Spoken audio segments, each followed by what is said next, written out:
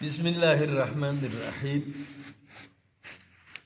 बस इज़्ज़तमंदो अल्लाह जल्ल शानुहु सुर कुरान पाक की सूरत چې د سورې اخلاص په نوم باندې الله جل شانو چې ډېر لوی فضیلت لري، خدا د ایمان په بنیاد باندې چې څومره ایمان قوي مضبوطی دومره د دې سره محبت او تعلقي د دغه تعلق او محبت په وجه سره دغه مقام د الله جل شانو په دربار کې اوچتیږي. لکه څنګه چې نبی علیہ السلام د زندگی اخرنه غزا تبوک تا او په تبوک کې موجود دی جبرائیل علیہ السلام تشریف راوړ او عرض وکړ چې یا رسول الله صلی الله علیه وسلم الله را لګلې ما وای چې په مدینه کې یو کس وفات شوی دی او داغه جنازه دی وکي نو که تاسو خوښه جو زبر د دې ځمکې تناونه را نړکم او تاسو به داغه جنازه وکئ. نو په داسې حال کې نبی علیہ السلام تاسو کو چې خیر دی وی چې یا رسول الله صلی الله علیه وسلم د سورې اخلاص قل هو سره ډېر زیاته مینه وه. د دغه مینې په وجه سره الله جل شانو فرمایي چې زما دا نبی دی د جنازه وکړي. نو الحمدلله دا هغه جنازه یوازې رسول الله صلی الله علیه وسلم دغه صحابه نو بلکې د دغه جنازه کې اویا زره ملائکه نور موجود وي چې هغه یعنی دغه جنازه وکړ. دغه څه ابو ذر رضی الله تعالی عنہ د نبی علیہ السلام خدمت کې موجود دی. جبرائیل علیہ السلام تشریف راوړ او عرض وکړ یا رسول الله صلی الله علیه وسلم دا ابو ذر دی او دا ابو ذر دی ولې تاسو ابو ذر پیژنئ؟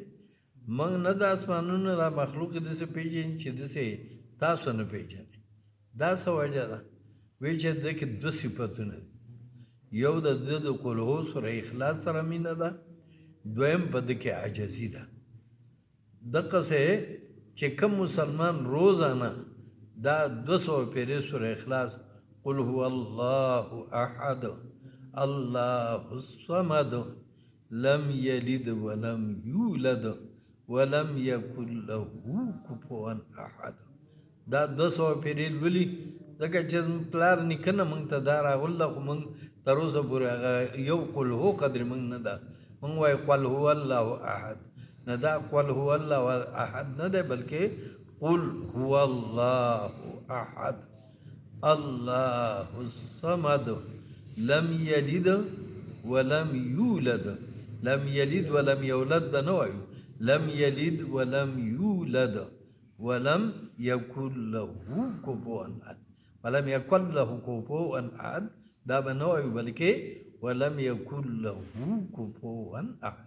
دا چې څوک 200 پیرې روزانه وایي 300 د رحمت دروازې کولاو، 300 د حلال رزق دروازې کولاو، 300 د غضب دروازې بند، د 50 کالو ګناهونه معاف، د خپل علم نه به علم ورکړي، د خپل صبر نه به صبر ورکړي، د 2000 رکعاتو نفل ثواب 10 بنګلې به ولا په جنت کې جوړ کړي، د 6 قرآنونو د ختم ثواب په جنازه کې به 1,10,000 ملائکه. نه دا اسانیږي خو د ایمان په طاقت چې څومره ایمان مضبوطی دا نیک عمل ورته آسان. او تاسو ته معلومه ده دغه ایمان د دعوت په عمل سره زیاتیږي چې څومره د الله لویي بیانوي، د نبی علیہ السلام مبارکو طریقو یعنی داغه بیان کوي، د قبر حشر یعنی خبرې کوي، داغه په وجه سره ایمان ترقی کوي او څومره ایمان مضبوطیږي دومره نیک عمل سړی ته بیا اساني. الله دې موږ ټول ته آسان کړي. آمین.